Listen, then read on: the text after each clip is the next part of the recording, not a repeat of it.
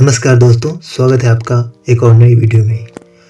इस वीडियो में हम एक ऐसी सफलता की कहानी लेकर आए हैं जिससे आपको काफ़ी कुछ सीखने में मदद मिलेगी। एक छोटे से गांव में एक लड़का रहता था।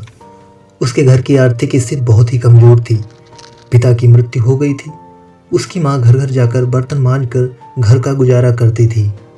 वह लड़का अक्सर चुपचाप ही बैठा रहता था।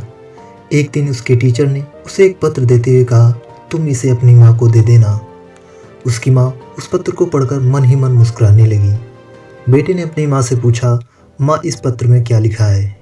माँ ने कहा, बेटा इसमें लिखा है आपका बेटा कक्षा में सबसे होशियार है। हमारे पास ऐसे अध्यापक नहीं है जो आपके बच्चे को पढ़ा सकें, इसलिए आप इसका एडमिशन किसी और स्कूल में करवा दीजिए।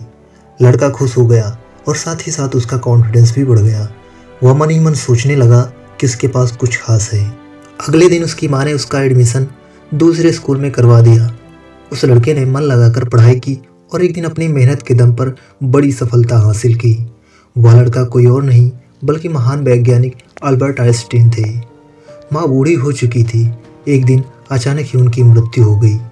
तभी अचानक उन्होंने अपनी माँ की अलमारी खोली और उनके सामानों को देखने लगे।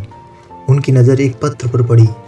यह वही पत्र था जो उसकी टीचर ने उसकी माँ को देने के लिए कहा था।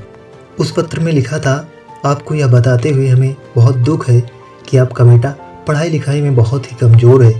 जिस तरह से इसकी उम्र बढ़ रही है उस तरह से इसकी बुद्धि का विकास नहीं हो रहा है, इसलिए हम इसे स्कूल से निकाल रहे हैं।